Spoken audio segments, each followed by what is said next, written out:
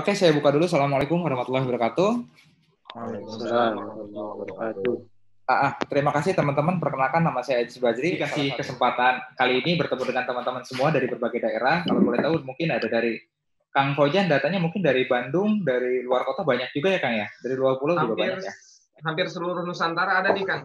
Wah, Masya Allah. Sampai Merauke.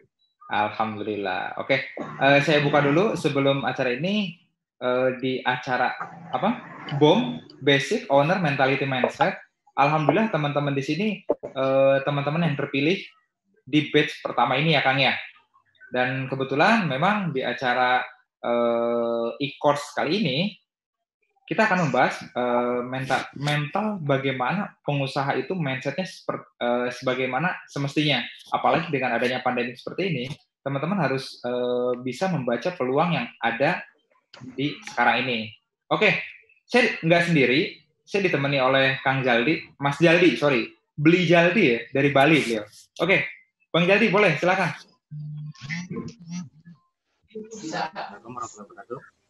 Waalaikumsalam. Malam, oke.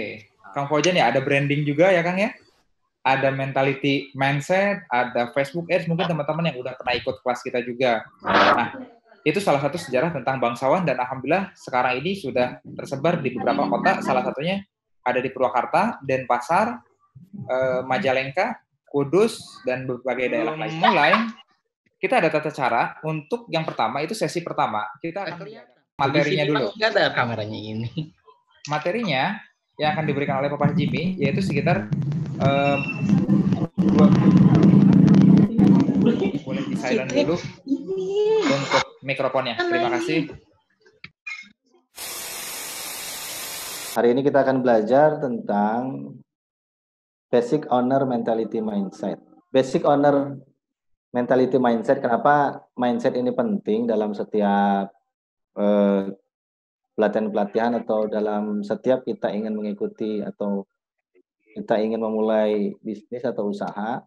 Hampir semua coach, mentor itu selalu menekankan aspek mindset ya, dalam memulai sebuah usaha atau suatu usaha. Kenapa? Karena dalam perjalanannya ketika kita berbisnis atau ketika kita berusaha, mindset ini menentukan hampir 88% kalau versi Millionaire Mindset ya. Ini ada quote yang bagus ya, kalau pernah nonton film Spider-Man 1 ya dan 2 itu diulang lagi. Itu pamannya Spider-Man itu mengatakan semakin besar kekuatan yang kita miliki, semakin besar pula tanggung jawab yang akan kita tanggung. Nah, teman-teman, bapak-bapak, ibu-ibu, saudara-saudara sekalian harus paham ketika kita mempunyai usaha, mempunyai wirausaha, nanti tanggung jawab kita, kekuatan kita besar, karena peluang untuk sukses, untuk jadi keberlimpahan, kaya raya itu kan dari usaha. Kalau kita dari karyawan itu kan sangat kecil lah kemungkinannya, walaupun kalau kita pinter bisa juga sih jadi kaya raya. Nah, ketika kita diberikan kekuatan yang besar dalam bentuk usaha, dalam bentuk bisnis yang kita miliki, nah, kita punya tanggung jawab yang besar. Kalau kita pribadi usaha kita kecil, misalnya baru skala yang punya usaha kita, yang jualan kita, yang packing kita, segala macam gitu, yang ngelola kita, yang di kantor kita, salesnya kita, pembukuannya kita, ya mungkin tanggung jawabnya masih kecil. Tapi ketika kita sudah punya karyawan 1, 2, 10, 50, itu tanggung jawabnya makin lama makin besar. Itu harus dipahami. Berpikir sesuatu yang besar tentang kehidupan kita, nah maka nanti akan ada efek dari mimpi-mimpi kita tersebut. Maka ketika kita menjadi seorang pengusaha, menjadi seorang entrepreneur, itu impian-impian besar kita, pikiran-pikiran besar kita itu bisa kita wujudkan. Salah satunya untuk mengingatkan kita masukkan dalam visi misi perusahaan kita. Nah, visi misi perusahaan kita itu salah satu merupakan mimpi-mimpi besar kita tentang usaha kita, seperti itu. Nih bagaimana berpikir besar dan menjadi besar. Yang pertama, sukses tidak ditentukan oleh ukuran otak seseorang, melainkan oleh ukuran cara berpikirnya dan sikap mentalnya. Nah ini penting. Jadi mental ini sesuatu hal yang sangat penting ya, apalagi ketika kita jadi pengusaha. Nanti boleh tanya-tanya lah sama pengusaha yang lain, boleh tanya ke Kang Fauzan, ke Kang Ajis, ke Mas Zaldi. Itu berusaha itu luar biasa jatuh bangun. Kalau kita tidak punya mental yang kuat, ya jangan coba-coba jadi pengusaha. Kadang-kadang kan orang hanya melihat ketika seseorang berada di puncaknya saja kan, tapi dia tidak pernah memperhatikan setiap titian, setiap langkah, setiap anak tangga yang diinjak itu sampai ke puncak itu. Nah, orang-orang tuh melihat enaknya sih jadi pengusaha, padahal kalau tidak punya sikap mental yang benar ya tidak akan sukses jadi pengusaha. Nah, teman-teman, saya sering sampaikan di kelas-kelas saya ketika kita sudah punya mental jadi pengusaha, nah itu nikmati saja prosesnya, Kemudian yang kedua, agar kita bisa bangkit melampaui situasi saat ini dan mulai menciptakan masa depan yang didambakan dengan impian yang besar. Ini yang penting. Kalau saya diajarkan oleh mentor-mentor saya, oleh coach-coach saya itu ya ketika kita melakukan sesuatu suka ditanya, buat apa melakukan ini? Gitu. Mulai usaha, bikin usaha buat apa? Kalau cuma buat makan kita, gaya hidup kita, makan cuma sepiring doang kan cukup sebenarnya. Kalau buat rumah, ya kalau anak cuma 2, rumah tipe 36 juga cukup, ngapain besar-besar. Apa impian besarnya ketika ingin jadi orang kaya gitu, ingin sukses, bisnisnya besar, itu cita-cita besarnya apa? Nah, itu nanti menentukan kualitas dari bisnis yang akan kita lakukan. Kalau orang hanya memikirkan diri sendiri, enak saja dia. Kadang-kadang lihat aja di kehidupan yang kita sekarang kan di masa Covid ini kan orang banyak enak saja kan, seenaknya PHK orang, atau kalau dia tidak mau PHK, kan kalau PHK berarti dia harus membayar pesangon. Kalau dalam undang-undang ketenagakerjaan itu kan, ada orang yang mengakalin dengan cara yang kotor, kemudian dia bikin laporan ke pengadilan, dipilotkan bahwa usahanya rugi, ya sudah dia nggak usah bayar pesangon ke karyawannya. Nah ini mental-mental yang mungkin dia pikir dia berusaha biar dia bisa kaya sendiri saja. Tidak pernah memikirkan bagaimana jadi jalan rezeki buat teman-temannya, buat karyawannya gitu, buat orang lain. Nah, kemudian yang ketiga, itu salah ketik. Yang ketiga, visualisasikan hari ini, hari Anda di masa depan hari ini itu. Gitu. Bayangkan impian-impian apa, keinginan-keinginan apa divisualisasikan. Dibayangkan bagaimana kalau kita ingat kisah Rasulullah SAW ketika dikepung oleh pasukan Quraisy ya di dalam kota Madinah. Kemudian beliau dan para sahabat atas usulan sahabat Salman Al-Farisi membuat parit sebagai benteng pertahanan. Dalam prosesnya ketika parit itu digali ada sebuah batu besar yang semua sahabat itu menyerah gitu ya, tidak bisa melakukannya. Kemudian Rasulullah SAW mengambil alih, kemudian dipukulkan di batu itu dengan cangkulnya atau dengan tombak gitu ya.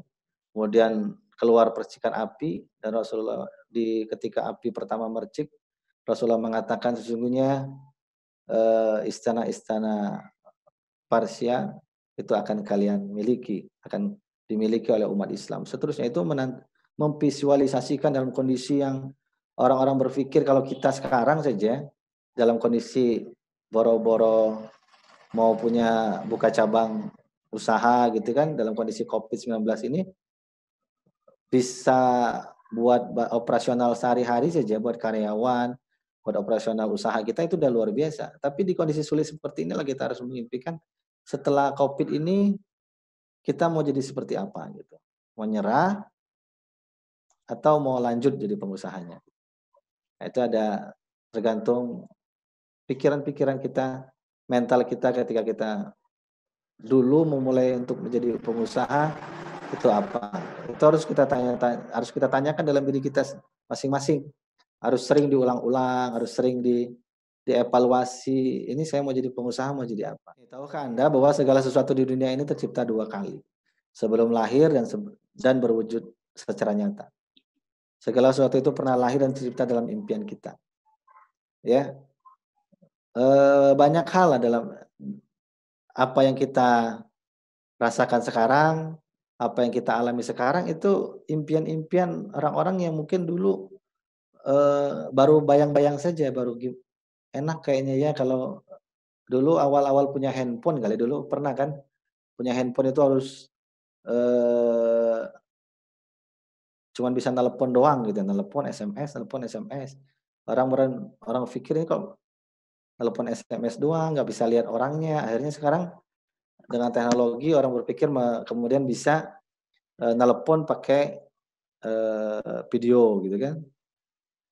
Dulu ingat saya dulu waktu awal-awal punya handphone itu, karena satu handphone itu kan cuma satu kartu dulu itu kan, kalau sekarang kan bahkan dulu tahun 2000 berapa itu, satu handphone bisa sampai 4 kartu, luar biasa. Jadi nggak usah banyak ganti-ganti handphone ya kan. Nah itu menjawab impian orang yang mungkin enak ya kayaknya kalau nggak usah banyak-banyak handphone tapi punya kartu macam-macam gitu. Ini buat usaha ini buat apa, itu seperti itu. Bahkan sistem Android sekarang kan hampir semua Android itu bisa menduplikasi bisa menduplikasi aplikasi kan ya. Jadi WA kita bisa duplikat segala macam gitu. Itu mungkin jawaban atau impian bagi banyak orang juga yang dulu ini WA-nya kalau dulu kan kita berpikir ada orang juga ingat dulu WA itu harus pakai apa gitu ya, aplikasi apa tambahan. Sekarang kan bawaan otomatis itu bisa diduplikat gitu. Nah, makanya harapan kita yang ingin kita capai di masa depan itu harus kita visualisasikan, harus kita impikan. Nah, impian itu nanti seperti apa yang disebut mimpi di siang bolong dengan mimpi yang benar itu seperti apa nanti kita akan pelajari di kelas ini ya. Nah, seberapa besar mimpi Anda? Impian Anda itu seberapa besar sih? Cuman usaha cukup makan aja? Atau cuman pengen punya rumah, punya kendaraan, bisa jalan-jalan ke luar negeri, bisa hangout tiap hari atau apa? Itu seberapa besar mimpi Anda gitu. Nanti itu akan mempengaruhi volume usaha Anda, volume bisnis Anda. Kalau Anda hanya egois untuk Anda sendiri, ya seperti saya ceritakan tadi, ya gampang saja kadang-kadang tidak punya empati untuk orang lain. Ketika bisnis goyang sedikit, ambil langkah ilegal, mempilotkan usaha, kemudian lari dari tanggung jawab gitu. Tidak memikirkan bagaimana karyawannya setelah dipecat nanti seperti apa gitu kan tidak. Itu berawal dari impian dia menjadi pengusaha seperti apa. Nah, impian yang benar itu harus besar, luas. Besar itu dia jangan tanggung gitu. Kenapa? Karena kalau kita ada quote ya dulu ya yang sempat viral. Jadi ketika kita bermimpi kecil sama saja kita sedang menghina Tuhan yang maha besar gitu, menghina Allah Subhanahu wa taala. Karena seolah-olah kita menganggap ya Allah nggak mampu, padahal Allah ngasih makan kita tidak melakukan apa-apa aja Allah mampu, kita apalagi memberikan sesuatu yang lebih. Harus luas, efeknya itu harus luas. Jangan hanya memikirkan diri sendiri. Harus mengerikan. Kenapa mengerikan? Karena kalau kita melakukan sesuatu yang ada kengerian di situ, kita akan punya hati-hati, punya awareness yang luar biasa di situ. Kemudian menantang. Nah, biasanya kalau kita punya impian yang menantang, kita punya adrenalin untuk menaklukkannya. Jadi kalau punya mimpi, tahun ini saya pengen omset sekian. sudah kehitung sama kita dari sini, dari sini, dari sini. Nah, itu kurang menantang. Artinya kita udah punya prediksi yang enggak gampang segitu mah. Tapi harus ini saya pengen punya omset segini, gimana caranya? Nah, itu tantangannya seperti itu. Ketika kita sudah berpikir di luar ambang batas kemampuan kita. Kebiasaan kita berarti mimpi kita tuh ya cemen gitu, kecil.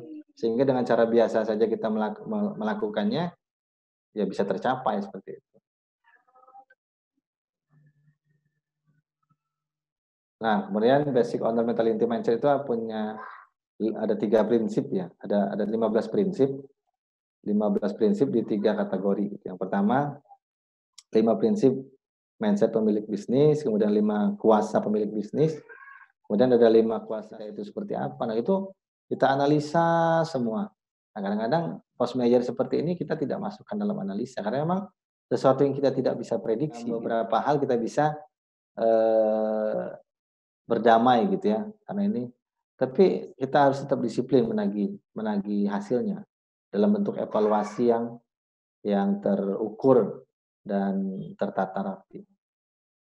Kemudian yang terakhir 5 mindset yang harus kita punya itu adalah harus tujuan atau goal yang kita capai itu harus menantang dan menakutkan. Sudah dalam cerita para entrepreneur, wirausahawan kemarin juga kan pernah sempat sharing sama Bang Sandi.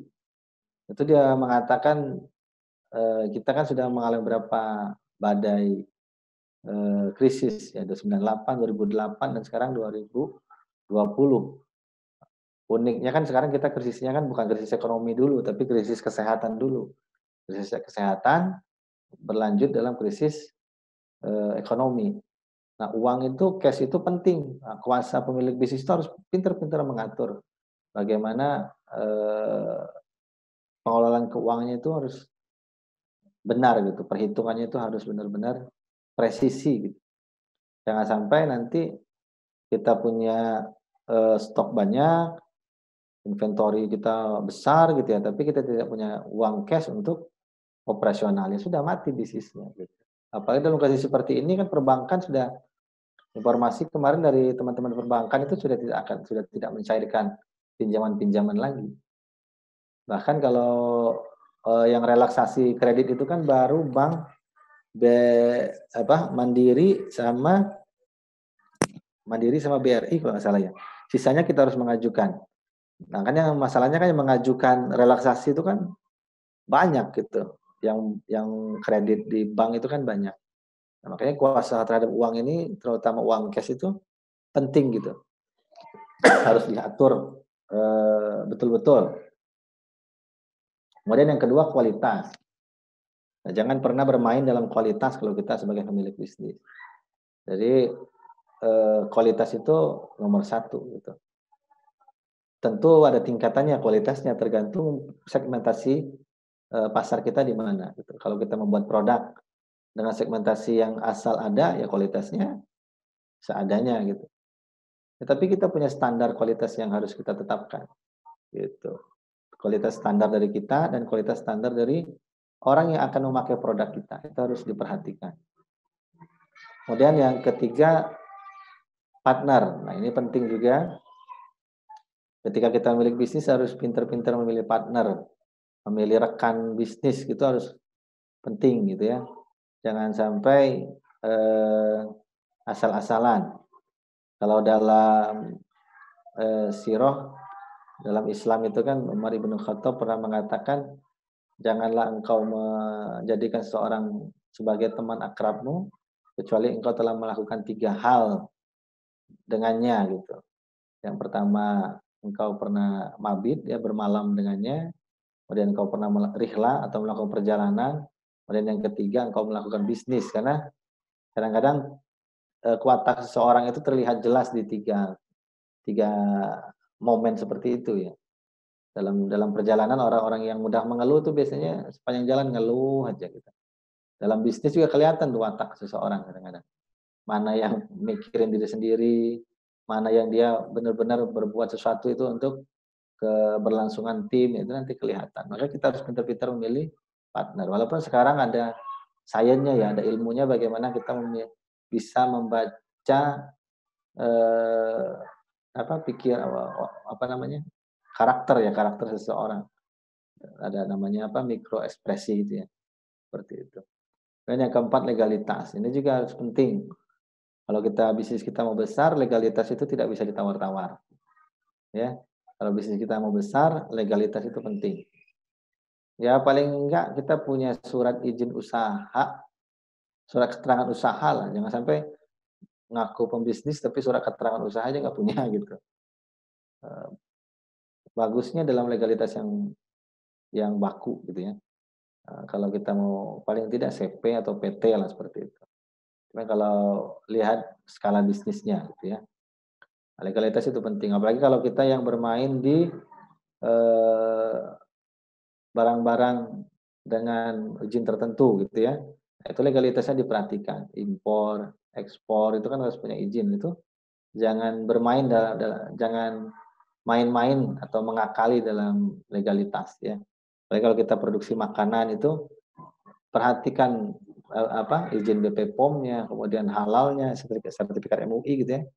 Itu harus diperhatikan betul-betul. Jangan sampai seperti kejadian sekarang gitu kan. Nah, ini banyak teman-teman juga karena lihat peluangnya bagus gitu kan. Kemudian masker ini kan dalam kondisi seperti ini kan masker lagi naik daun kemarin-kemarin. Cuma ternyata ada Permenkes ya, ada peraturan menteri bahwa untuk yang dipakai tenaga medis itu punya standar tertentu. Baik dari hazmatnya, kemudian maskernya segala macam itu punya standar tertentu ya. Teman-teman kita yang berbisnis ini kadang-kadang tidak memperhatikan legalitas di situ. Akhirnya beberapa daerah itu banyak tersangkut masalah hukum gitu ya. Jangan sampai kita seperti itu. Kalau mau masker sekarang mungkin masker non medis saja, masker kain gitu kan, yang non medis. Kemudian kita harus punya kuasa dalam melakukan riset, melakukan penelitian ya. Ini bisnis kita, nanti kita analisa nih. Ini bisnis kita ini long term atau short term nih. Musiman atau bisnis jangka panjang. Jangka panjangnya itu 10, 15 tahun, 25 tahun atau berapa tahun nih. Nah, kita harus analisa bisnisnya. Jangan sampai kita keenakan ketika nyampe puncak tahu-tahu nggak sadar menurun begitu. Kita sadarnya bisnis kita sudah collapse. Kita lakukan riset gitu ya. Nah, orang bisnis itu harus pandai beradaptasi dengan kondisi ya. Termasuk sekarang dalam dunia digital. Orang punya bisnis, kalau dia tidak terjun di dunia digital, ya udah tinggal nunggu waktu saja untuk terlibas oleh para pendatang baru yang dia main dalam digital ya, dunia digital marketing. Dan yang terakhir 5 kuasa sistem. Yang pertama finance, keuangan. Itu harus benar-benar diperhatikan ya kalau kita sebagai pemilik bisnis. Kemudian promosi ya. Kemudian yang terakhir yang ketiga sumber daya manusia. Kita harus sistemnya harus kita kuasai nih. Jangan sampai kita tidak punya sistem yang jelas bagaimana mengatur karyawan kita gitu. Kalau tidak punya sistem yang jelas, nanti karyawan itu tidak punya tolak ukur. Nanti melakukan tindakan itu berdasarkan suka tidak suka. Nah, itu repot nanti. Kemudian daily operational, harian operasi harian itu bagaimana bisnis kita bisa berjalan tiap hari itu harus bikin SOP-nya seperti apa. Gitu ya. Apalagi bisnisnya yang sudah besar, yang punya cabang itu mau nggak mau harus punya SOP. Karena jangan sampai cabang A bagus, cabang B tidak bagus nanti karena tidak punya standar yang sama. Itu wajib punya SOP, punya standar operasional prosedur. Kemudian kuasa terhadap stok, ini penting juga. Dalam manajemen stok itu kita diajarkan kalau kita nyetok barang itu kan dari 100 barang misalnya kita harus bisa pinter-pinter mana yang cepat keluar, mana yang lama gitu, berarti mana yang lagi tren kayak HP gitu kan, kayak barang-barang yang cepat itu harus kita atur stoknya. Nah, kalau barang-barang yang sudah lama stoknya kira-kira ini numpuk aja, tindakannya seperti apa, mau kita obral dengan harga di bawah standar seperti apa, yang penting stoknya berkurang kemudian dia jadi cash seperti yang tadi saya sampaikan, jangan sampai dia ngendap jadi barang, harus cepat diputar jadi uang, karena cash itu hal yang paling penting dalam kita menjalankan bisnis.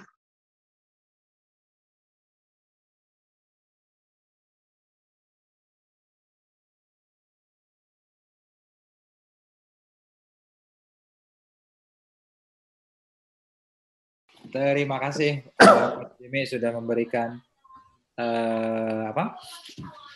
edukasi buat teman-teman di sini semua. Mungkin langsung ke sesi tanya jawab aja ya. Kira-kira ada berapa orang?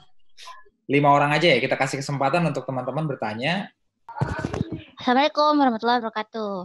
Waalaikumsalam, Ana. Yogi. Nggak bahasa Korea malu? Anya.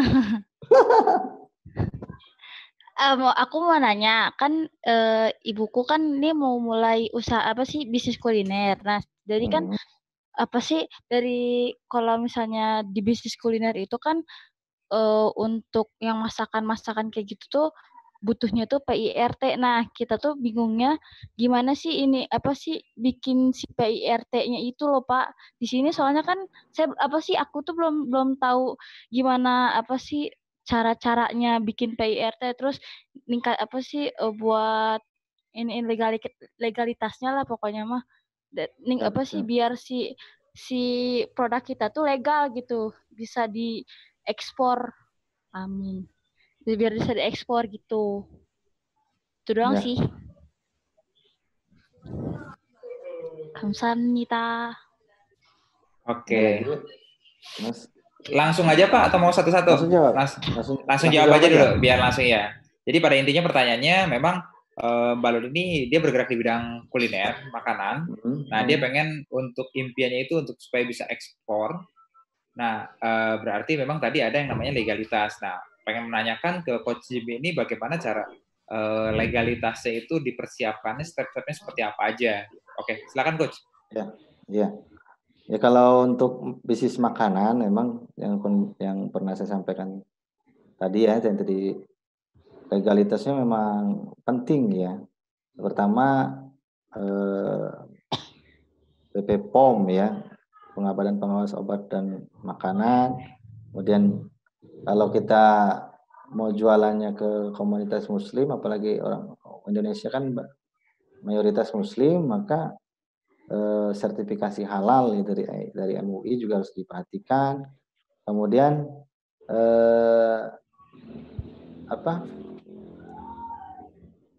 kalau makan itu PIRT ya, apalagi kalau kita mau ekspor impor itu ada izin tersendiri lagi.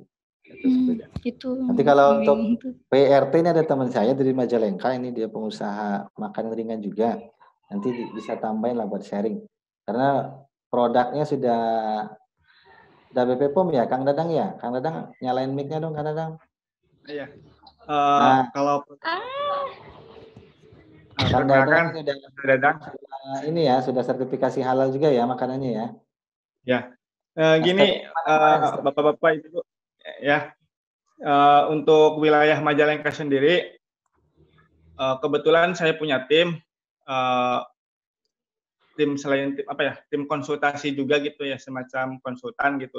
Ada 4 jenis program dari legalitas, packaging, branding, sama pemasaran. Nah, di tim kami ini kita bantu legalitas bagi pelaku UKM yang benar-benar membutuhkan bantuan PIRT dan halal gitu. Karena kami juga sekarang alhamdulillah dipercaya sama Dinas Industri untuk mengelola halal gitu. Kalau itunya Pak Kang Dadan, kalau hal-hal yang disiapin apa aja itu tuh biar dapat keluar sertifikat halal, PIRT? PIRT sendiri yang disiapkan itu fotokopi KTP, terus pas foto, label merek, terus apa lagi? Map lokasi pabrik atau rumah, itu yang disiapkan. Untuk PIRT sendiri tinggal datang aja ke Dinas Kesehatan. Kalau PIRT Biasanya- ngurusnya ke Dinas Kesehatan. Ya. Kalau BPOM ke industri. BPOM itu belum ini sih, kalau BPOM saya sendiri belum pernah nyoba gitu, soalnya agak rumit juga BPOM tuh. Soalnya kebanyakannya Iya, untuk BPOM. minuman.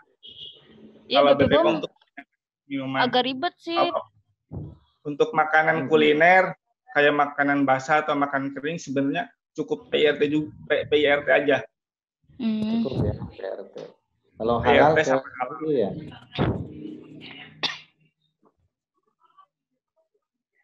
Ya, seperti itu Kang Teh Lulu ya. Jadi legalitasnya itu diperhatikan ya. Karena kalau apalagi kita jualan online itu BPOM, PIRT halal itu jadi hal yang penting ya, bahkan diharuskan gitu. Kalau enggak repot nanti ya. Kalau kita di dunia online kan mudah dicari kan produknya. Nanti daripada tersandung hukum Ya. jadi Jelas ya. Teh Lulu, mudah-mudahan bermanfaat buat nih. Lanjut Kasih. ke pertanyaan kedua. Siapa yang mau bertanya silahkan manfaatkan momen untuk kali ini. itu tadi ada yang angkat tangan tadi, siapa ya itu? Mana? Oh, Mbak As. Oke. Yang mana? Oke, silakan Teh As. Mas Eldi, silakan. Dinyalain mic-nya. Oh iya. Halo, Assalamualaikum. Perkenalkan nama saya Mardiatul Mardia. Saya dari Purwakarta. Kebetulan saya udah 1 bulan di rumah.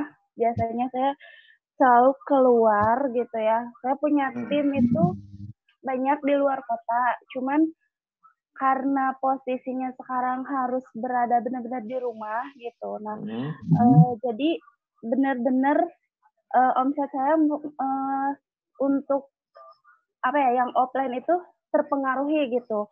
Nah, bagaimana cara saya untuk tetap memberikan support kepada tim-tim walaupun memang kita berada di rumah gitu. Dan kondisi saat ini saya pun posisinya memang kadang yang tadi ya mindset yang tadinya udah semangat, kadang ada kalanya saya juga down gitu. Bagaimana sih cara kita sebagai owner harus tetap menjadi seorang owner yang kuat gitu. Walaupun posisinya memang saat ini kita memang lagi benar-benar keadaannya seperti ini gitu. Ya, begitu ya pertanyaannya ya. Jawab ya Kang Aziz. Oke, silakan Coach. Oh iya. Jadi pentingnya tadi saya nambahkan yang tadi ya, ketika kita menentukan tujuan, goal atau target, jangan lupa itu disampaikan ke tim kita ya. Bahkan sampai ke OB di kantor kita juga harus paham bahwa kita punya target sekian, sehingga nanti cara kerja mereka juga mengikuti apa yang kita inginkan seperti itu.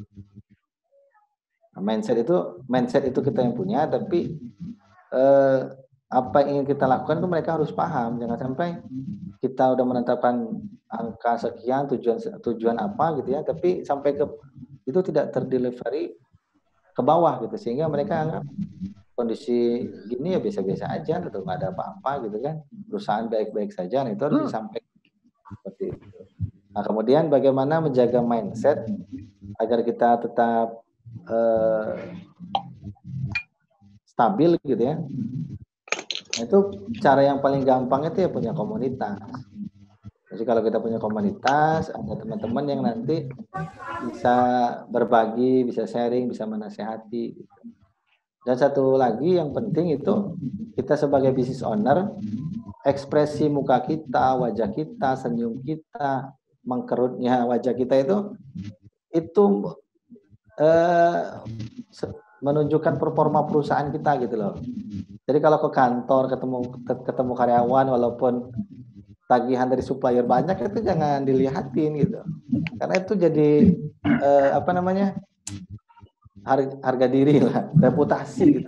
Reputasi kita sebagai pengusaha, sebagai kita business owner itu di performance kita. Kalau performance kita udah loyo, bagaimana kita mau menggenjot karyawan kita biar tambah semangat, kan susah gitu. Makanya datang itu kalau datang ke kantor itu harus dibiasakan, ditinggalkan tuh. Kalau ribut di rumah gitu ya, anak lagi apa gitu ya, udah tinggal aja sampai di rumah, dibawa ke kantor itu suasana kantor gitu, seperti itu. Jadi memang performance business owner itu harus diperhatikan gitu. Jadi, bagaimana cara menjaganya ya punya komunitas. Jadi Bapak Ibu yang sudah masuk di bangsawan ya kita sharing gitu ya. Walaupun nanti ditanggapinya atau dibalas pertanyaannya tidak sama kita gitu ya, sama mentor-mentor ya, mungkin sama kita yang sudah melakukan kemudian sukses gitu, itu bisa sharing juga ya. Kan kalau masalah sharing ilmu pengetahuan itu kan bisa dari mana saja gitu. Jadi seperti itu mungkin Kang Ajis.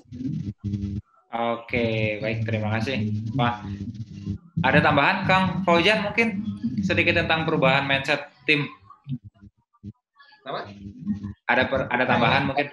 Cukup ya? Kalau saya sih bisa sedikit menambahkan, tadi betul sih sebetulnya. Artinya memang harus menjaga vibrasi positif dengan cara memang berkumpul dengan para pengusaha lainnya kan. Ketika memang vibrasi kita vibrasi pengusaha, maka ketika ketemu dengan vibrasi yang sama akan menghasilkan sesuatu yang sama. Kalau misalkan kita sering berkumpul dengan orang-orang yang sering mengeluh, maka mindset kita akan menjadi pengeluh. Tapi kalau misalkan kita selalu berkumpul dengan orang-orang yang positif mindsetnya, maka secara otomatis mindset kita pun akan positif. Begitu. Oke. Ya pada intinya sih saya juga sedikit tadi pertanyaan dari Mbak As, dia pengen merubah timnya seperti apa dengan pandemik seperti ini. Ya balik lagi sih ke mindset kita dulu. Untuk merubah orang lain itu ya tergantung dari kitanya dulu ya, mindset kitanya dulu. Insya Allah orang lain juga bakal ngikutin aura positifnya seperti itu. Oke, lanjut ke pertanyaan ketiga. Siapa nih kira-kira nih yang mau bertanya? Angkat tangan yang oke. Ada Teh Hani dari Kerawang nih. Silakan Teh. Mas Bang Jaldi. Assalamualaikum Kak. Siap. Waalaikumsalam. Waalaikumsalam warahmatullahi. Jadi gini, aku kan punya tim ya, dan salah satu admin itu sikapnya tuh kadang bikin gak nyaman admin lain, tapi dia tuh kerjanya bagus, closingnya juga banyak terus aku sebagai owner nyikapinya gimana nih, sedangkan setiap hari, setiap bulan malah sering banyak aduan dari admin lain kalau admin tersebut itu sikapnya kurang bagus ke tim lain gitu loh Kang. Langsung jawab ini Kang. Oke. Ya, cukup, udah gitu aja sih. Oke, silakan Pak. Jadi memang itu gimana gitu. Oh iya, siap. Oke, silakan. Nah, ini pentingnya Ibu dalam mengelola SDM itu Ibu harus punya SOP ya, punya standarnya. Jadi kan dalam perusahaan juga banyak yang seperti itu, Bu. Ada orang yang rajin tapi closingnya sedikit. Tapi ada yang masuknya siang, absennya kedua, tapi closingnya banyak. Nah, kadang-kadang kita sebagai pengusaha kan, yang penting kan nggak apa-apa lah, attitude-nya jelek, yang penting closingnya banyak. Kadang-kadang dilemanya seperti itu kan. Nah, kalau kita punya standar, punya SOP yang jelas, itu menentukannya betul. Misalnya untuk sisi kehadiran itu poinnya berapa. Itu untuk closing, setiap closing poinnya berapa. Nanti kan dijumlah tuh. Ada raport karyawan tuh. Nanti nilainya di ranking kan. Jangan bisa jadi ketika dijumlah dalam raport performance karyawan itu yang closing banyak itu justru nilainya di bawah gitu. Nah, ketika kita punya acuan seperti itu, nah kita ngumpulin karyawan, evaluasi juga enak. Ini berdasarkan performa karyawan bulan April misalnya, si A nilainya sekian, si B nilainya sekian, Nah, misalnya kita punya aturan yang nilainya di bawah sekian itu dapat teguran. Nah, itu kan enak. Jadi tolong diperbaiki apanya karena nilai kamu sekian misalnya. Atau di bawah standar misalnya kita pakai key performance-nya itu misalnya 70%. Ketika dia dapat 65%, nilainya 65 gitu ya, kita targetin nilai 75, berarti dia kurang 10. Nah, ini di bawah treatment-nya seperti apa. Nah, itu nanti lebih adil, Bu, terhadap karyawan. Jadi tidak berdasarkan suka atau tidak suka, tapi berdasarkan memang ini sistemnya seperti ini. Kamu melanggar, kamu lakukan kesalahan, maka ada konsekuensi yang harus kamu tanggung. Nah, itu lebih adil menurut saya. Makanya harus dibiasakan, Bu, dari awal. Mungkin kemarin-kemarin kita nggak punya standar kan, ya sekarang dibiasain punya standarnya. Misalnya admin itu SOP-nya ketika datang ke kantor seperti apa, ruang lingkupnya sampai dia ke mejanya, A, B, C, D melakukan apa gitu ya. Kemudian ketika menjawab konsumen seperti apa, ketika di ruangan meeting seperti apa, SOP-nya itu jelas. Ketika dia melakukan pelanggaran, tidak melakukan pekerjaan atau tugasnya sesuai standar yang kita tetapkan, nah kita punya catatan. Makanya ketika kita menentukan si A diberi bonus, si A dipecat, si B dikurangi penghasilannya, si B dikasih bonus, seperti itu punya standar yang jelas. Bukan ini mah sayang closingnya banyak, padahal dalam aspek-aspek yang lain yang min. Bisa jadi yang min itu kalau dijumlahkan sama yang plus tadi jadi minus malah gitu. Nah, itu harus diperhatikan, Bu. Jadi kita namanya dalam perusahaan kan mereka bersaing juga kan, karyawan itu bersaing untuk dapat posisi yang bagus kan. Nah, kalau kita pakai like dan dislike, suka atau tidak suka ya repot. Tapi kalau kita standarnya berdasarkan SOP, walaupun dia ngomongnya bagus, tapi buktinya ini tidak sesuai standar, nilai kamu di bawah KPI, ya kita bisa melakukan tindakan seperti itu. Bisa kejawab mungkin, Bu, ya? Atau ditambahkan sama Kang Fauzan? Ya, sedikit mungkin tambahan dari saya. Betul, tadi yang pertama memang berbicara masalah teknik. Yang kedua, saya juga baca salah satu bukunya Bosman Sontoloyo, Pamat Ibu Bodi. Di sana sebetulnya untuk bicara masalah manajemen itu pada dasarnya kita ada 4 tipe. Tipe yang pertama itu adalah tipe karyawan yang produktivitasnya itu baik, tapi attitude-nya juga baik. Nah, jelas ya suara saya? Ya, jelas. Lanjut, Kang. Kalau misalkan ada karyawan yang memang punya produktivitasnya baik, lantas attitude-nya baik, nah ini karyawan yang memang harus dipertahankan. Nah, standarisasinya tentu tadi menggunakan dengan SOP. Yang kedua itu ada tipe karyawan yang sifatnya attitude-nya itu baik, tapi produktivitasnya buruk. Nah, ketika kita menemui bahwa ada karyawan yang memang mempunyai attitude-nya baik, lantas produktivitasnya buruk, maka tugas kita sebagai business owner adalah mendidik mereka, baik memang pendidikan edukasi secara personal, artinya memang tim itu diedukasi oleh ownernya, oleh CEO-nya, oleh direksinya, ataupun memang kita bisa mengundang orang lain untuk memberikan arahan terkait SDM. Itu yang kedua. Yang ketiga ada karyawan yang sifatnya produktivitasnya baik, tapi attitude-nya buruk. Nah, biasanya karyawan yang memang posisinya produktivitasnya baik, attitude-nya itu buruk, ini ada dua pendapat. Yang pertama memang sebaik apapun produktivitas ketika memang attitude-nya buruk, keluarkan. Karena akan mengganggu, akan menjadi akan menjadi racun bagi karyawan yang lain. Walaupun memang secara Nah, tipe yang keempat itu adalah karyawan yang mempunyai attitude buruk, produktivitas buruk. Nah, ketika terjadi seperti itu, ketika kita mendapati ada karyawan yang memang punya attitude-nya buruk, produktivitasnya buruk, maka yang pertama kali disalahkan siapa?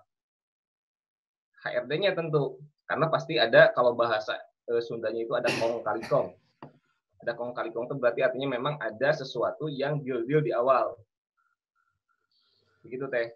Jadi ketika memang Teh Hani mendapati karyawan dengan attitude buruk, tapi produktivitas baik, saran saya cut aja. Tapi ketika memang dapat attitude-nya buruk, lantas produktivitasnya buruk, yang di-cut 2 orang, Teh. Karyawannya dan HRD-nya, Teh. karena pas bermasalah. Begitu kurang lebih gambarannya. Makasih. Oke. Gimana Teh Hani? Udah jelas ya? Terima kasih, Ya. kurang jelas. Oke, terima kasih. Belajar Pertanyaan? sistem aja nanti. Kenapa? Ya nanti harus belajar bikin sistem bagaimana mengelola SDM. Oke, nanti kita bakal ada kelasnya ya nanti ya. Ada kelas khusus lah SOP. Ada kelas khususnya. Oke. Next, selanjutnya mungkin pertanyaan selanjutnya siapa yang mau? Boleh angkat tangannya. Siapa nih yang mau?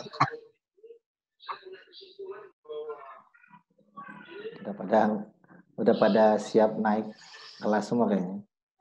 Iya, mindsetnya udah berubah semua, Coach. Ada mungkin? Atau pertanyaan terakhir gitu? Gimana? Oke, itu ada. Kang Ega. Kang Ega, ada Kang Ega. Oh, Oke, ya, siap. silakan. Saya akan ketinggalan, Pak. Gimana, Pak? Materinya saya baru masuk. Tadi pembahasan 5 kuasa bisnis sama 5 kuasa sistem aja sih. Itu gimana ya? Tadi sebelumnya babnya apa aja? Ada videonya nanti. Oh, ada. Ya, makasih, Pak. Udah itu sih pertanyaannya maksudnya. Oh, soalnya saya kan ada videonya tadi, nanti. Ya, makasih, Pak. Oke, nanti dibuatin ya. Nanti ada, kita direkam ya, Kang Ajis ya, kita direkam ya. Iya. Atau mungkin nanti setuju nggak kalau kita nanti buat di share aja ke grup ini untuk video lebih lengkapnya. Setuju ya? Mana yang setuju angkat tangan dong? Mana? Nah, biar aktif semua angkat tangan. Sip. Oke, pertanyaan selanjutnya ada lagi mungkin? Yuk, mumpung masih ada Coach Jimmy di sini, manfaatkan sebesar-besarnya buat teman-teman. Iya, biar bisa merubah mindset teman-teman di sini. Oke, gimana Coach?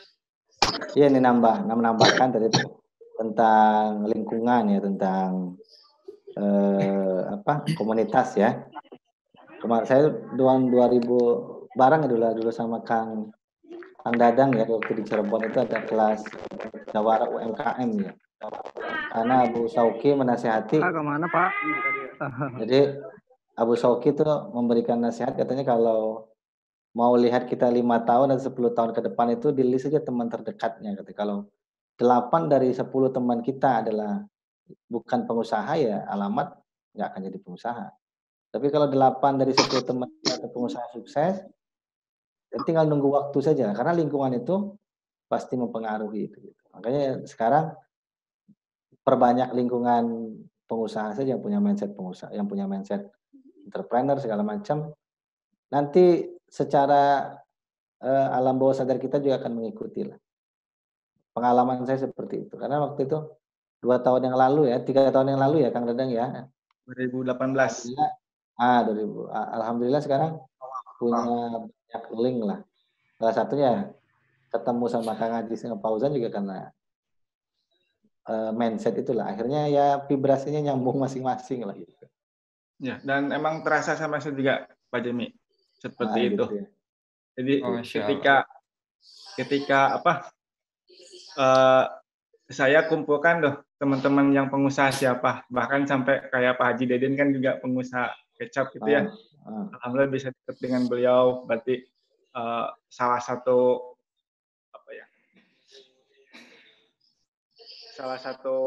acuan buat jadi semangat gitu. Dan sekarang berarti 2 tahun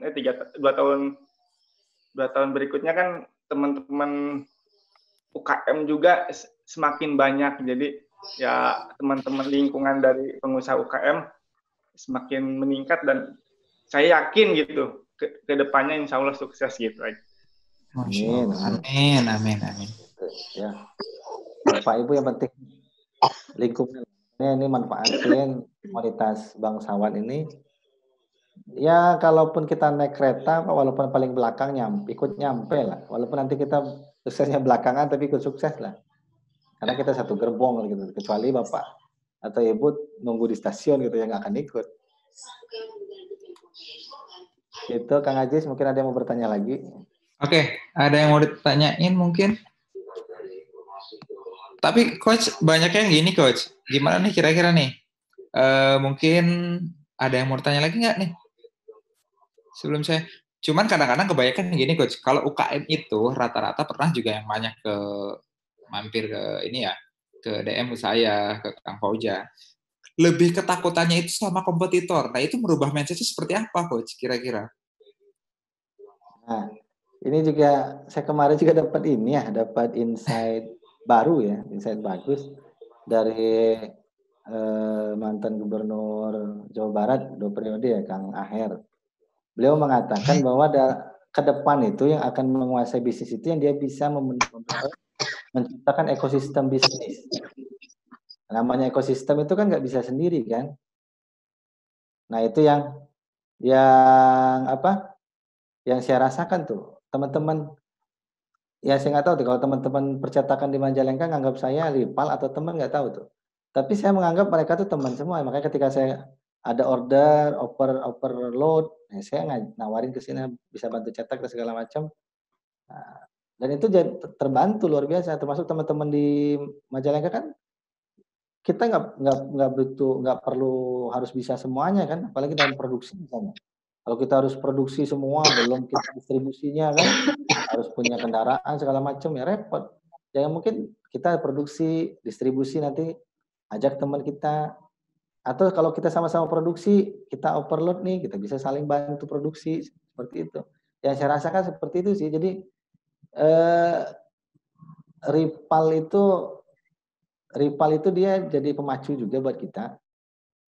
Kalau kita punya ide kreatif, insya Allah kita selalu di depan. Tapi yang berikutnya dia bisa jadi solusi juga ketika kita menemukan masalah. Yang saya rasakan seperti itu, kan apalagi saya produksi spanduk. Yang namanya mesin kan ada kadang-kadang ada trouble-nya kan. Kalau kita tidak berteman, kita anggap rival repot. Nggak bisa saling bantu nanti. Tapi kalau kita anggap teman, ketika kita down produksi kita, nah tinggal telepon ownernya. Bos, saya lagi ini nih, bisa bantu nggak? Lempar kan bisa selesai. Produksi juga sama kayak ini. Kalau sekarang kan itu banyak orang yang kerjasama kan produksinya. Bos, saya punya pesan ini nih, kapasitas produksi yang tidak mungkin kalau memenuhi permintaan. Karena kalau memenuhi permintaan itu kan harus nambah mesin lagi, nambah SDM lagi, biaya lagi, belum lagi itu kan insidental. Apa nanti bulan depan permintaannya sama apa enggak? Kalau kita udah nambah mesin, nambah orang kan jadi cost itu, jadi overhead kan, jadi beban perusahaan kita. Mending kita pakai teman kita itu, sama-sama produksi, bantu produksi dong seperti itu. Itu lebih enak. Dan yang pasti itu setiap orang punya pangsa pasar masing-masing lah, insya Allah.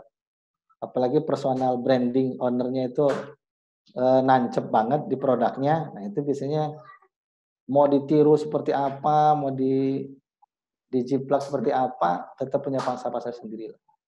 Orang jualan kerudung udah murah-murah sekarang kan, tapi si Sesa jual kerudung 1 juta tetap laku kan, karena punya pangsa pasar sendiri. Itu mungkin Kang. Oke. Berarti kesimpulannya gini ya Kang, di zaman sekarang itu bukan kita waktunya untuk berkompetisi ya, lebih arahnya itu lebih ke berkolaborasi gitu ya.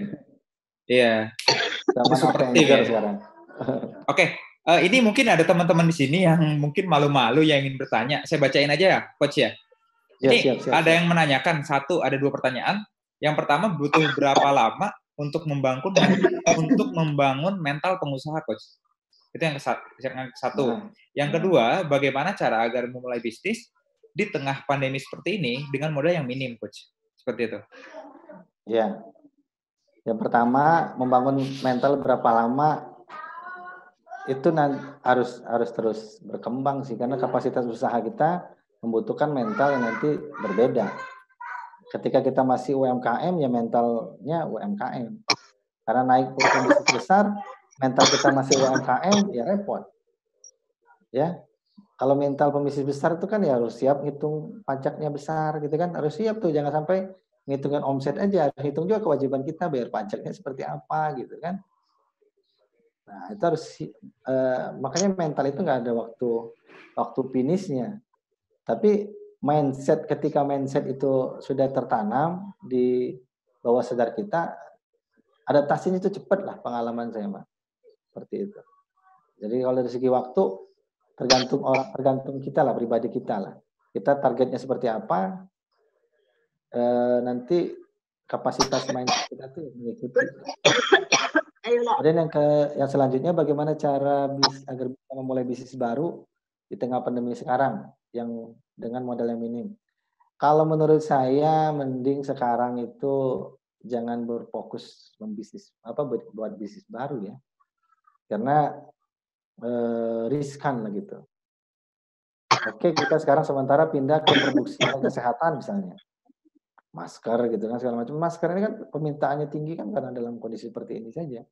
Setelah selesai pandemi ini mungkin orang ya lepas masker lagi, hanya medis saja yang pakai masker. Saran saya sekarang manfaatin saja, lihat saja kebutuhan pasar, tapi posisi kita cukup di reseller atau distribusi saja cukup lah. Jangan maksain misalnya main di produksi, nah, itu bikin pabrik misalnya, itu berisiko lah kalau sekarang, karena kondisinya kan sudah tidak normal lah. Kondisi normal saja memulai usaha kan butuh effort luar biasa, apalagi kondisi tidak normal. Menurut saya mah jangan ganti bisnis dulu lah. Ini ujian bisnis kita tuh di sini justru. Kalau bisnis kita bisa bertahan dalam kondisi badai yang kencang seperti ini, apalagi dalam kondisi normal kan, itu berpikirnya tuh. Jangan sampai baru ditabrak sedikit gini, nyerah ganti bisnis, ya itu nggak akan pernah. Bisnisnya kan nggak teruji. Tapi kalau kita bisa lewat ini, kalau kita bisnisnya bisa selamat nih dari pandemi ini selamat, nah itu kemungkinan bertumbuhnya itu menurut saya mah besar lah. Mungkin itu, Kang. Kalau mau modal minim ya jadi reseller lah minim. Iya, oke. Kalau saya sih pernah baca buku Simon Sinek, Kang. Itu iya. Untuk membangun mental usaha itu 10.000 jam. Ya Kang Fauzan ya, kita sempat bahas ya dulu ya. 10.000 jam itu jam terbangnya salah satu. Teorinya. Iya, teorinya itu. Dalam satu hal kan. Kalau kita pindah ke yang lain 10.000 lagi. 10.000 jam. Itu salah satu 10.000 jam. Oke. Ada lagi? Ini ada lagi. Siapa? Coach, kalau tentang jangan saya sebutin, kayaknya banyak yang malu di sini ya. Coach, kalau tentang manajemen keuangan dengan memegang berbagai produk, apakah omset penjualan per produk harus dipisah? Sementara kadang begitu ribet. Jadi mungkin ini nice produknya banyak, terlalu banyak. Apakah memang dipisah atau disatuin? Kalau disatuin kadang ribet juga gitu. Gimana Coach kira-kira Coach? Ini mah expertnya Fauzan ini, Kang Fauzan. Oke, kita langsung lempar ke Coach Fauzan aja ya. Oke, silakan Coach. Apa tuh? Pak, kalau tentang manajemen keuangan dengan memegang berbagai produk, apakah omset penjualan per produk harus dipisah? Sementara kadang begitu ribet. Artinya memang yang saya dapat ini ada satu perusahaan, tapi memang produknya macam-macam ya gitu ya, Indriawati ya. Saran saya, kalau misalkan posisinya adalah dalam satu perusahaan, walaupun punya berbagai niche produk, baiknya dalam satu laporan keuangan. Akan tetapi ketika memang perusahaannya ini berbeda sub perdagangan, baru dipisah. Jadi selama memang itu dalam satu garapan dan satu perusahaan, baiknya laporan bukunya itu dalam satu file. Dari mulai laporan laba rugi, arus kas, terus masuk ke neraca dan ini sebagainya itu dalam satu format dan satu file. Begitu. Ada lagi kan? Sudah, gitu kan? Oke, mungkin saya tambahin dikit. Jadi kalau misalkan produknya satu turunan, contoh misalkan yang jualan fashion hijab dengan yang mukena hijab dengan sajadah misalkan, karena kan sekarang momentum Ramadan, itu nggak jadi masalah ya, kecuali kalau hijab dengan percetakan, nah itu baru dibikin manajemen yang baru gitu, struktur yang baru gitu ya. Oke, gitu. Mudah-mudahan bisa membantu menjawab Mbak Indriawati. Ada lagi mungkin yang malu-malu boleh di chat aja ya, Coach ya, karena di sini banyak yang malu juga. Pengen bertanya tapi masih malu-malu gitu. Jadi pengusaha ya nggak usah malu. Ya kalau bisa. Kata malunya cuma 3 menit kan. Setelah itu kita bertumbuh. Setelah itu baru malu-maluin gitu ya. Oke, ada lagi mungkin? Ada lagi? Kita sampai 8:30 ya? Iya. Sekitar 5 menit lagi kita akan close. Silakan sebelum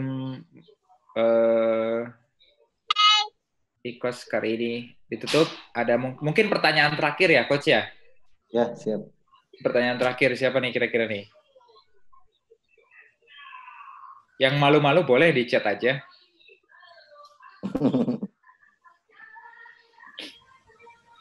Silakan. Kang Faujan ini free ya, Kang ya? Free. Wah, sayang banget ya kalau free nggak dimanfaatin semaksimal mungkin, Kang. Ini Pak. Oh iya, Mang on board. Oke, silakan, Kang. Ya, Assalamualaikum. Kang Mas. Waalaikumsalam. Ya, sebelumnya saya perkenalkan, saya Wawan Gunawan dari Talaga. Masih Majalengka. Majalengka, oh iya. Kang Wawan gimana? Ini Coach ada ya beberapa pertanyaan gitu ya. Saya sendiri kan bergerak di bimbel seperti itu. Nah, per hari ini kita tuh kan secara omset tuh pasti benar-benar down gitu ya, menurun gitu. Nah, beberapa hari ke belakang tuh kita ditawarin dari salah satu aplikasi gitu ya. Ada namanya tuh Caller.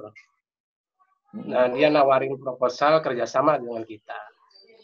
Nah, saya minta saran aja gitu kan, apakah kerjasama dengan salah satu aplikasi semacam online itu kan aplikasi online untuk membantu bimbel-bimbel yang masih selama ini pakai sistem offline.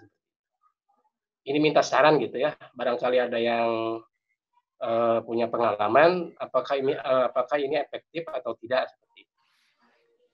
Nah, kalau saya berpikir kan ini sifatnya kan insidentil seperti itu ya, kejadian seperti ini hanya musibah. Mudah-mudahan kita 2-3 bulan ke depan kan sudah mulai normal kembali seperti itu. Barangkali teman-teman ada yang punya pengalaman, seberapa efektifkah bimbel online seperti itu. Itu aja mungkin, Coach, pertanyaannya. Ya. Oke, Coach. Jadi memang pertanyaan Pak ini, bagaimana? Apakah saya harus ikut dengan aplikasi bimbel gitu ya, Pak? Atau memang buat sendiri gitu, Pak ya? Nah, itu dengan adanya pandemi seperti ini, gimana, Coach? Kira-kira, Coach? Ya. Pertama, sebelum saya menjawab, ini kebiasaan orang, behavior orang berubah, Pak. 1 bulan terakhir ini orang sudah tidak aneh ya dengan aplikasi video konferensi. Kayak gini kan kayak Zoom, kayak Google Meet segala macam itu orang sudah familiar. Kemudian yang kedua, orang sekarang hampir kalau nggak 24 jam sepertiga dari waktunya itu yang online sekarang, main HP, entah itu chat WA atau main YouTube segala macam. Nah, ini kayaknya pola ini akan berlanjut, Pak. Kalau saya perhatikan orang akan nyaman dengan kondisi terbiasa online deh. Kalau dulu kan orang nggak mau nyoba tuh karena nggak males gitu ya, gaptep. Sekarang kan orang dipaksa kalau nggak turun di sini, kalau nggak belajar main video conference, ya dia nggak bisa rapat, nggak bisa meeting sama perusahaannya. Atau misalnya orang kalau dia nggak belajar pesan makan di Grab misalnya atau di GoFood, dia nggak bisa beli online segala macam. Nah, sekarang kita dipaksa untuk terjun di online dan prediksi saya sih orang akan awal-awal saja kan repot, sekarang kan orang udah mulai nyaman kan dengan online. Nah, pasarnya itu setelah pandemi ini bakal tambah besar, Pak, orang yang melek internet. Kalau saran saya ya Bapak harus mulai masuk ke dunia ini, dunia internet ini, dunia online. Karena ini saja GO itu sekarang kan udah punya aplikasi pembelajaran online juga, jadi orang nggak usah harus datang ke kelas kan. Terus yang kedua, Bapak bisa lebih hemat Pak sebenarnya. Bapak cuma ngambil video satu kali ngetik video dengan materi tertentu, itu kan bisa diulang. Gurunya sekali ngajar saja bisa diputar diulang-ulang. Jadi Bapak tinggal disiapin kanalnya. Nanti kalau orang bayar sekian dapat akses mana saja, dia belajar di sana kan. Nah itu bisa dipakai berikutnya sampai jutaan orang cukup satu kali ngerekam saja kan. Itu nanti peluangnya besar di situ kalau menurut saya. Karena apalagi sekarang kan kita yang punya anak kan mau nggak mau online kan, tugas online, nyetor online, di video, di segala macam kan. Saya juga kemarin saya sempat guyon tuh sama kepala sekolah. Wah ini kayaknya 2021 orang banyak homeschooling. Ternyata nggak repot-repot amat gitu. Iya. Bisa jadi seperti itu nanti ke depannya. Homeschooling tuh mungkin sekolah nanti akan bikin satu segmen tertentu. Jadi bisa datang ke sekolah atau online, tapi nanti dia punya kriteria, kemudian nanti bisa dikeluarkan ijazahnya dari sekolah tersebut, kan bisa saja Pak. Jadi saran saya, kalau memang belum bisa bikin aplikasinya, gabung dulu, pelajari. Kalau bisa, kalau sudah punya sumber dayanya untuk bikin aplikasinya, ya kenapa tidak Pak. Sekarang itu Bapak sudah berada di zaman yang orang lebih banyak main di online Pak daripada offline. Itu faktanya seperti itu. Ya, mungkin itu Kang Ajis, Kang Fauzan mungkin mau menambahkan, atau Om Zaldi ini kemana? Om Zaldi nggak lihat? Ada. Oh ada. Silakan, mungkin ada ini yang main online udah lama nih Kang Ajis sama Kang Fauzan. Sebenarnya saya sedikit nambahin Coach.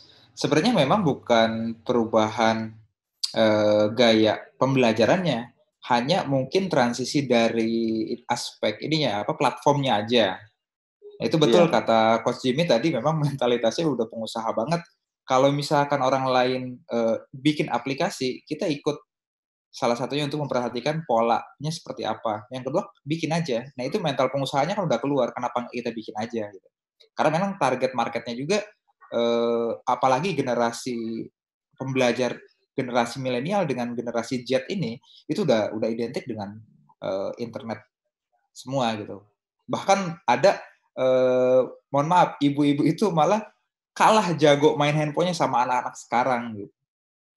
Otomatis berarti memang mereka itu udah digital banget gitu. Apa-apa tinggal di handphone. Gitu sih tambahannya. Ada tambahan Kang Fauzan, Bang Jaldi? Paling enggak di suaranya Kang kurang kencang. Kurang kencang. Iya, silakan. Ya. Agak teriak aja dikit. Oke, silakan. Seperti kemarin pernah dengar dari Pak Mardigu juga, paling enggak di masa pandemi corona ini kita harus punya role model bisnis baru dari bisnis yang suaranya kurang jelas. Halo, tes. Halo. Nah, jelas. Silakan. Ya, jelas. Paling enggak di masa pandemi corona ini kita bisa buat satu role model bisnis baru. Maksudnya role model bisnis baru itu nggak harus kita bisnis yang baru lagi, tapi menyesuaikan sama keadaan yang ada saat ini. Jadi kalau seandainya sekarang lebih banyak di online, jadinya kita bisa manfaatin itu sampai besok setelah corona ini berakhir, kita bisa dapat 2 model bisnis baru akhirnya. Seandainya itu masih bisa dilanjutkan, bisnis yang lama yang pas corona ini mati itu bisa dilanjut lagi, sama kita dapat tambahan bisnis baru lagi, role model bisnis baru lagi. Sebelumnya kan kalau bimbel bimbel itu offline, terus ketika kita dapat dapat role model online lagi, besok ketika pandemi corona ini berakhir, jadi kita punya dua role model bisnis akhirnya. Pasar ya nanti ya, kita punya pasar online, punya pasar jadinya kita punya dua pasar lah biasanya, ada pasar offline, ada pasar online. Dan seandainya pun setelah corona online-nya itu nggak jalan, paling nggak di masa-masa sulit kayak gini kita masih bisa bertahan kan? Ya, Kang Wawan udah pernah main online belum? Punya website nggak? Enggak sih. Paling di itu aja di Google Business, Google Business. Oh, Google Business. Oke deh. Oke, ada lagi tambahan Kang Kojan? Bang Jaldi, Coach Jimmy. Ya, siap cukup. Oke. Terima kasih ya. Terakhir, saya mohon maaf kalau ada kata-kata salah tadi atau putus-putus karena koneksi. Nanti materinya nanti ada kita simpan di web ya materinya. Kemudian ada nanti videonya juga nanti di YouTube channel Bangsawan ya katanya mau dimasukin ya. Ya. Oke. Siap kalau gitu. Terima kasih Coach atas sharing-sharingnya. Oke, baik, sesi terakhir udah selesai teman-teman semua. Alhamdulillah. Mudah-mudahan menjadi berkah juga buat Coach Jimmy dan teman-teman semua juga bisa merubah mindsetnya hasil dari Coach Jimmy seperti ini. Oke, terima kasih. Subhanakallahumma wa bihamdika asyhadu an la ilaha illa anta astaghfiruka wa atubu ilaik. Wassalamualaikum warahmatullahi wabarakatuh. Sampai ketemu di kelas selanjutnya. Waalaikumsalam warahmatullahi wabarakatuh.